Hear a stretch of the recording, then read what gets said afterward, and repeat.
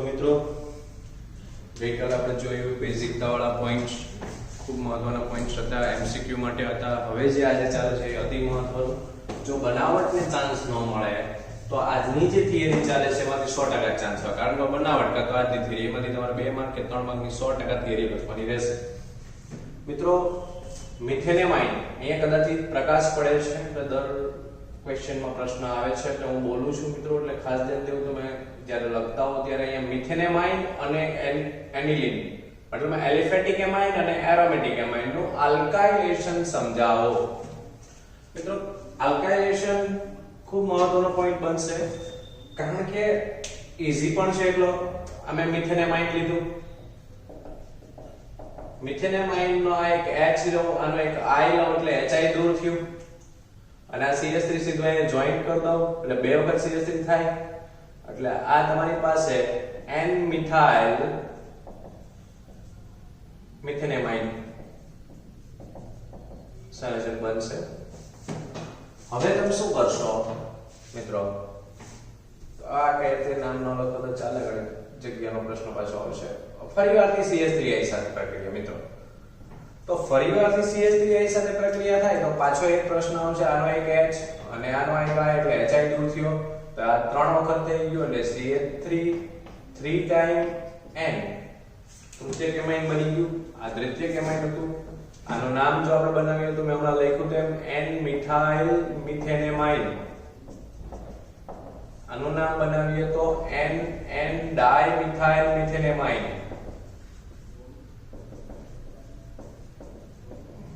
હજુ તમે એક પ્રક્રિયા લઈ શકો મિત્રો, CH3I HI. તો હવે તો મિત્રો આપણી પાસે પ્રશ્ન HI નહીં આવે, કારણ કે જોઈન્ટ કરવું પડશે CH3 એટલે CH3 તમારું 4 ટાઈમ થઈ જશે, ચતુર્થક 4 બનશે N પ્લસ ને I માઈનસ, ચતુર્થક એમોનિયમ ક્ષાર જે આપણે કહીએ છીએ બને. તો આ પ્રમાણે મિત્રો ખૂબ ઈઝી છે. CH3 3 વાર બે વાર 2 વાર ને આ 3, જ્યાં સુધી H હોય ત્યાં સુધી HI દૂર કરવાનું, ન હોય તો પછી ડાયરેક્ટ ચતુર્થક ક્ષાર બનશે. સેમ અહીંયા કન્ડિશન એ જ આવશે, એક H ને HI થઈ ગયું તો NH CH3 થઈ જશે મિત્રો. ફરીવારથી CH3I ગરમ કરો છો HI, કારણ કે જે કાંઈ H છે ને I, તો ડાયરેક્ટ બીજી વખત CH3 આવશે એટલે NCH3 2 વખત મિત્રો. હવે અહીંયા 3 વખત, કારણ કે CH3I અહીંયા HI દૂર નહીં થાય એટલે NCH3 3 અને I.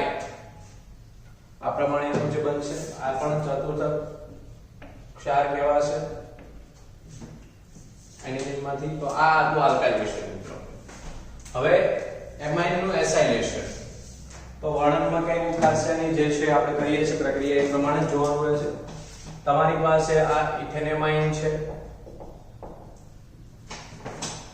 આ N ઇથાઇલ ઇથેનેમાઇન છે, અને આ એનિલિન છે. તો મેં 3 એમાઇન લીધા, 2 એરોમેટિક સોરી 2 એલિફેટિક ને 1 એરોમેટિક. CH3COCl એસિટાઇલ ક્લોરાઇડ બધામાં એસિટાઇલ ક્લોરાઇડ છે. આ એસિડિક એનહાઇડ્રેટ છે મિત્રો. હવે હું શું કરું છું એના પર ધ્યાન દઈએ. આનો NH2 માંથી 2 H ને અલગ કર્યા અને આમાંથી CH3COCl નો આ HCl દૂર કરવાનો ખાલી મિત્રો, એટલે સીધી નીકળ લખી શકો. ચાલો હવે HCl દૂર આમાં પણ કરો, બહુ ઈઝી છે, ખાલી HCl દૂર કરવાનો રહેશે મિત્રો. હવે આમાં છે આવશે, આમાં એક CH3 આટલો ભાગ આટલો ભાગ આખો દૂર થશે બરાબર. હવે નિપાત બનાવીએ એટલે ખબર પડે મિત્રો. ચાલો હવે HCl નીકળી જાય એટલે C2H5 NH સેમ આમાં પણ HCl દૂર થઈ જાય એટલે C2H5N મિત્રો. ધ્યાન જો આ C2H5 પાછું ઉપર લઈ લઉં છું, COCH3 આમાં પણ એવું થઈ જશે બેન્ઝીન રિંગ્સ. ચાલો મિત્રો આ બેન્ઝીન રિંગ આપણે બેઠી લીધી. COCH3. તો આ પ્રમાણે મિત્રો આ રીતે આપણે નિબંધ બને છે. આને આપણે એસિટેનિલાઇડ કહીએ, એસિટિનિલાઇડ તરીકે ઓળખવામાં આવે. તો આ પ્રમાણે તમે આપો બેન્ઝોઇલેશન જોઈએ. એમાં પણ કોઈ વસ્તુ નવી નથી, એ જ છે. આનો એક H અને આનો Cl એટલે C2H5NH COC6H5. બરાબર મિત્રો. સેમ આમાં પણ એવું, આનો એક H અને આનો એક Cl તો C6H5NH COC6H5. મતલબમાં HCl દૂર થશે. જો આમાં H ને Cl એટલે -HCl, આમાં પણ -HCl, આમાં માઈનસ એસિટિક એસિડ CH3COOH, આમાં -HCl, આમાં પણ -HCl. મિત્રો આ બહુ મહત્વનું હતું. આ બધું આલ્કાઇલેશન ને એસાઇલેશન કમ્પ્લીટ થયું. હવે પછીની જે બે થિયરી આપણે ત્રણ થિયરી જોવાની છે ખૂબ મહત્વની રહેશે. તો પહેલા આપણે એ પ્રમાણે સ્ટેટિક વર્ડ, કારણ કે હવે જે થિયરી આવવાની છે મોસ્ટ આઈમ્પી થિયરી છે કાર્બાઇલેમાઇન કસોટી, હોફમેન બ્રોમેમાઇડ પ્રક્રિયા અને કાર્બાઇલેમાઇન કસોટીને કમ્પેર કરવાની. કારણ કે ઘણી વખત બેને મિક્સ કરીને વિદ્યાર્થીઓ લખે છે. કારણ કે હોફમેન બ્રોમેમાઇડમાં જે છે NaOH અને Br2 સાથે પ્રક્રિયા થતી હતી. બરાબર મિત્રો. જ્યારે કાર્બાઇલેમાઇન કસોટીમાં KOH અને ક્લોરોફોર્મ આવશે મિત્રો. પહેલામાં NaOH અને Br2 હતો એટલે ભૂલ ન થાય, કારણ કે વર્ષોનો અનુભવ છે, વિદ્યાર્થીઓ ભૂલ કરે છે. તો એલિફેટિક કે એરોમેટિક પ્રાથમિક એમાઇનને, જો આનું નામ છે કાર્બાઇલેમાઇન કસોટી સમજાવો અથવા પ્રયોગશાળામાં પ્રાથમિક એમાઇનની પરખ માટેની આઇસોસાયનાઇડ કસોટી સમજાવો. એલિફેટિક કે એરોમેટિક પ્રાથમિક એમાઇનને ક્લોરોફોર્મ અને આલ્કોહોલિક KOH સાથે ગરમ કરતા ખરાબ વાસ ધરાવતો ઝેરી આઇસોસાયનાઇડ એટલે કાર્બાઇલેમાઇન બને છે. આ પ્રક્રિયાને કાર્બાઇલેમાઇન કસોટી અથવા તો આઇસોસાયનાઇડ કસોટી કહેવામાં આવે છે. જો આઇસોસાયનાઇડ હોય ને ઝેરી છે મિત્રો, યાદ રાખો. દ્વિતીયક કે તૃતીયક એમાઇન આ કસોટી આપતા નથી મિત્રો, ખાલી પ્રાથમિક જ આપશે. આ કસોટી પ્રાથમિક એમાઇનની પરખ કસોટી તરીકે કામ કરે. ખૂબ ઈઝી છે મિત્રો. RNH2 ક્લોરોફોર્મ ને KOH સાથે ગરમ કરવામાં આવે તો Rn બેઠું રહેશે અને આ C રહેશે તો RNC થઈ ગયું મિત્રો. 3K અને 3Cl એટલે 3K અને 3Cl એટલે 3KCl. મિત્રો હવે આપણી પાસે શું રહેશે? જો આ એક 2H ને આ 1H એટલે ટોટલ કેટલા H થયા? 3H ને 3OH એટલે 3H ને 3OH એનો મતલબ 3H2 H અને OH ભેગા થાય તો આ આઇસોસાયનાઇડ કહેવાય. સેમ ઉદાહરણ દ્વારા જોઈએ. ઇથેનેમાઇન લઈએ તો ઇથેનેમાઇનની ક્લોરોફોર્મ અને KOH સાથે પ્રક્રિયા કરવામાં આવે તો આટલું પહેલા બેઠું રહેશે, અહીંયા લગીનું N સુધીનું. આમાંથી ક્લોરોફોર્મમાંથી એક C લેવાનો રહે, આ C આવી ગયો એટલે આઇસોસાયનાઇડ નિપજ આપણી બની ગઈ. 3KCl અને 3H2O છૂટા પાડી દે. સેમ આમાં પણ એવું અહીં N અને આ C બેઠો એટલે NCl ફિનાઇલ આઇસોસાયનાઇડ કહેવાય. ફિનાઇલ આઇસોસાયનાઇડ બરાબર. અને 3KCl અને 3H2O છૂટું પડી જાય મિત્રો. તો આ ખૂબ મહત્વનું છે. આ પ્રેક્ટિસ મેં ફરીવારથી કહું છું. હોફમેન બ્રોમેમાઇડમાં પ્રાથમિક એમાઇડ હતું, એમાઇડમાંથી એમાઇડ હતું એટલે પહેલા અહીંયા એમાઇડ આવશે. એમાઇડની NaOH અને Br2 સાથે છે, જ્યારે આ એમાઇન છે ક્લોરોફોર્મ અને KOH સાથે. કારણ કે વર્ષોથી ભણાવીએ છીએ ત્યારે વિદ્યાર્થીઓ જ્યારે અમે પરીક્ષામાં પૂછીએ છીએ તો કાર્બાઇલેમાઇન કસોટીમાં હોફમેન બ્રોમેમાઇડ આવી જાય અને બ્રોમેમાઇડની અંદર કાર્બાઇલેમાઇન આવી જાય એટલે ભૂલ ન થાય, બે મિક્સ કરી નવી પ્રક્રિયા આપણા દ્વારા સર્જન ન થાય, એનું ખાસ ધ્યાન દેવું મિત્રો. હવે HNO2 એટલે કે નાઇટ્રસ એસિડ સાથેની પ્રક્રિયા આપણે જોવાની છે. પછી હિન્સબર્ગ પ્રક્રિયા સાથેની પ્રક્રિયા પણ આપણે જોશું. એના માટે પહેલા આપણે બોર્ડને વ્યવસ્થિત સેટ કરવું પડશે. તો મિત્રો હવે આપણે એ પ્રમાણે આગળ વધીએ. ખાસ સમજવાનું કે નાઇટ્રસ એસિડ સાથેની પ્રક્રિયા ખૂબ મહત્વની બનશે આપણા માટે. તો નાઇટ્રસ એસિડ માટેની પ્રક્રિયા જોઈએ પહેલા. તો નાઇટ્રસ એસિડ માટેની પ્રક્રિયા માટે આપણે શું કરશું? તો પહેલા જોઈ લઈએ આપણે સાફ કરીને વ્યવસ્થિત. તો નાઇટ્રસ એસિડ સાથેની પ્રક્રિયા પ્રાથમિક મતલબમાં એરોમેટિક અને એલિફેટિક બંને એમાઇનની આપણે જોશું. ચાલો આપણે સાફ કરી લઈએ એસાઇનેશન, કારણ કે આપણે હિન્સબર્ગ પ્રક્રિયક સાથેની પ્રક્રિયાઓ જોશું. ચાલો જો તો પહેલા હું લખું છું એ પ્રમાણે જે આવીએ નાઇટ્રસ એસિડ સાથેની પ્રક્રિયા. તો અહીંયા એમાઇનની HNO2, જો અહીંયા 3 નથી, 3 હોય તો નાઇટ્રિક એસિડ થઈ જાય. નાઇટ્રસ એસિડ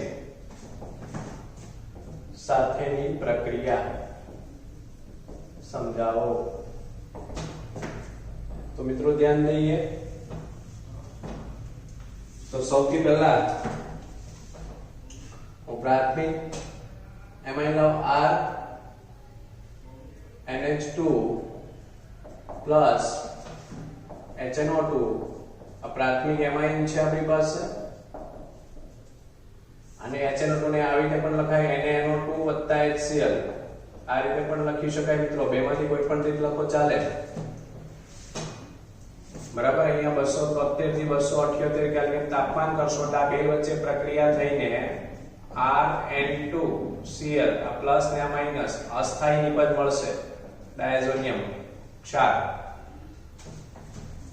હવે અર્ધું જળ વિભાજન એટલે કે H2O સાથે પ્રક્રિયા કરવામાં આવે એટલે ROH બને, જે આપણે બનાવવાનું છે આલ્કોહોલ.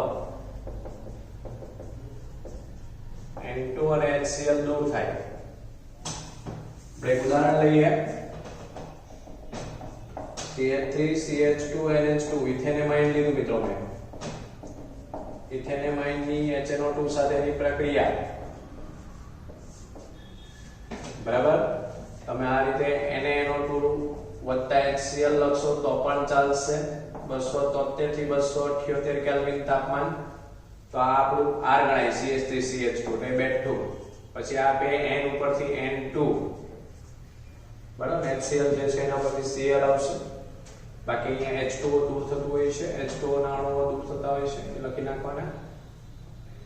હવે આ જે છે અસ્થાયી બનશે નિપજ, ડાયઝોનિયમ ક્લોરાઇડ કહેવાશે. એની પાણી સાથે પ્રક્રિયા કરીએ, ગરમ કરશો એટલે આનો OH સીધો આની સાથે જોડાય એટલે CH3CH2OH ઇથેનોલ બનશે મિત્રો. અને -N2 અને -HCl તો આલ્કોહોલ બને. નાઇટ્રસ એસિડ સાથે પ્રક્રિયા કરવામાં આવે આલ્કોહોલ. વર્ણન બેઠું આવું લખી નાખવાનું. વર્ણનનો મુદ્દો અહીંયા લખવો જરૂરી, બરાબર, કે ભાઈ આલ્કોહોલ નિપજ બને છે. પરંતુ હવે આપણે એરોમેટિક જોઈએ, એનિલિન. અહીંયા NH2 લઈએ, RNH2 ની HNO2 સાથેની પ્રક્રિયા મિત્રો સેમ NaNO2 પ્લસ HCl 273 થી 200. આમાં તાપમાન ન લખો ચાલશે, બુકમાં નથી આપ્યું એટલે કઈ જરૂરિયાત છે નહીં. ચાલો, તો આમાં બેન્ઝીન ડાયઝોનિયમ ક્લોરાઇડ આગળ 10મા ચેપ્ટરમાં આવી ગયું. N2Cl બેન્ઝીન રિંગ ઉપર, આ પ્લસ આ માઈનસ, અને બેન્ઝીન ડાયઝોનિયમ ક્લોરાઇડ કહેતા અસ્થાયી આપણે બોલતા, બરાબર મિત્રો. પછી આમાં આગળ પ્રક્રિયા થશે નહીં, તો પછી કોઈ ફિનોલ બનાવશે પાણી સાથે પ્રક્રિયા કરી. તો મિત્રો આ પ્રમાણે એમાઇનની નાઇટ્રસ એસિડ સાથેની પ્રક્રિયા કમ્પ્લીટ થઈ. ને હવે જે આવે છે લાસ્ટ, અને હું અલગ રીતે પણ પૂછીશ. પહેલા હું આ રીતે લખીશ એમાઇનની બેન્ઝીન સલ્ફોનાઇલ ક્લોરાઇડ, જેને આપણે હિન્સબર્ગ પ્રક્રિયા કહેશું, સાથેની પ્રક્રિયા સમજાવો. એમાઇનની બેન્ઝીન સલ્ફોનાઇલ ક્લોરાઇડ એટલે કે હિન્સબર્ગ પ્રક્રિયક સાથેની પ્રક્રિયા સમજાવો. અથવા અને હું આ રીતે પણ લખી શકું, પ્રાથમિક, દ્વિતીયક અને તૃતીયક એમાઇન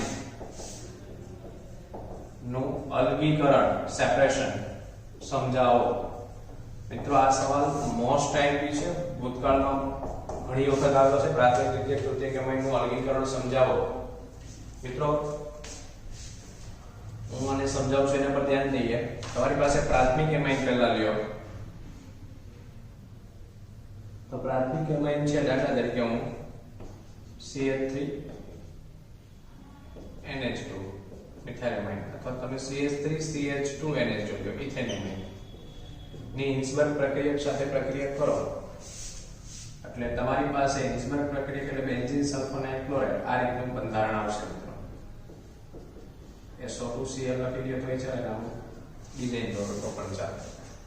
આ બે વચ્ચે પ્રક્રિયા કરવામાં આવે તો આનો એક H અને આનો એક Cl એટલે -HCl દૂર થાય મિત્રો. હવે દૂર થાય નિપજ બની જુઓ CH3 CH2 NH SO2. ચાલો આ નિપજ બની.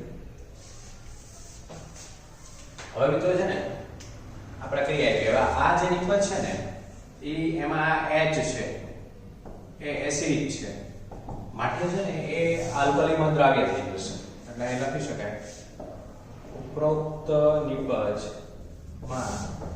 નાઇટ્રોજન સાથે H જોડાયેલ હોવાથી તે પ્રબળ એસિડ તરીકે વર્તશે જે આલ્કલી એટલે બેઝ માં દ્રાવ્ય થાય છે. ચાલો હવે જો આ પ્રાથમિક એમાઇન તો દ્વિતીયક એમાઇન લો. અહીંયા લખી શકાય આ પ્રાથમિક એમાઇન છે. હવે દ્વિતીયક એમાઇન તો CH3 NH CH3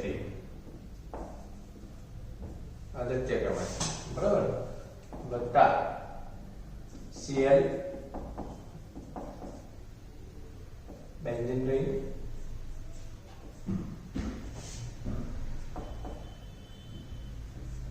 ગરમ કરીએ ફરીવાથી HCl દૂર કરો તો CH3 NCH3 S benzene ring.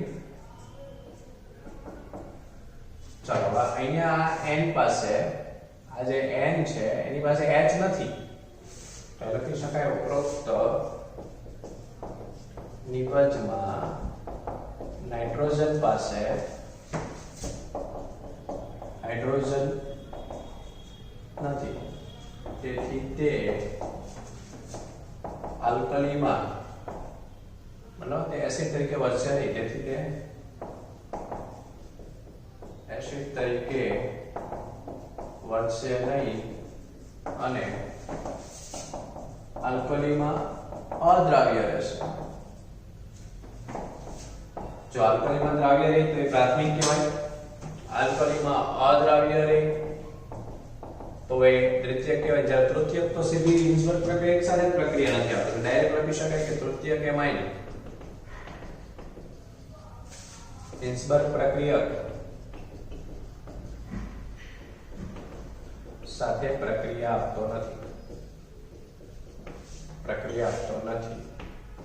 આમ પ્રાથમિક એમાઇન, દ્વિતીયક અને તૃતીયક એમાઇન નું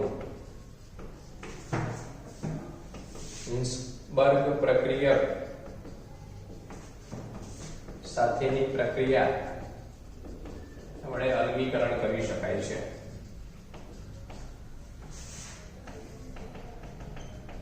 હાલમાં હિન્સબર્ગ પ્રક્રિયકની જગ્યાએ હિન્સબર્ગ પ્રક્રિયકની બદલે પેરા ટોલ્યુઇન સલ્ફોનાઇલ ક્લોરાઇડ અને સલ્ફોનાઇલ પ્રક્રિયા ઉપયોગી છે, વપરાય છે. તો અહીંયા મિત્રો તમારો જે થિયરિટિકલ પોર્શન છે એ મેં કમ્પ્લીટ કર્યો મિત્રો. મેં HNO2 સાથેની પ્રક્રિયા કરી, પ્રાથમિક દ્વિતીયકની પ્રક્રિયા જોઈ. આમાં H છે એ એસિડિક છે, આમાં H નથી એટલે એસિડ તરીકે નહીં વર્તે, એટલે આલ્કલીમાં અદ્રાવ્ય રહેશે. આલ્કલીમાં દ્રાવ્ય જે આલ્કલીમાં દ્રાવ્ય થાય એ પ્રાથમિક હોય, આલ્કલીમાં અદ્રાવ્ય હોય એ દ્વિતીયક હોય. જે પ્રક્રિયા આવે હિન્સબર્ગ પ્રક્રિયક સાથે આપે જ નહીં એ તૃતીયક હોય. આમ ત્રણ ત્રણ અલગ થઈ ગયા. બરાબર મિત્રો? તો આ પ્રમાણે 13 નું NCERT બેઝ જે તમારે જોઈએ છે એ થિયરિટિકલ પોર્શન મેં અહીંયા કમ્પ્લીટ કર્યો, પૂર્ણ કર્યો મિત્રો.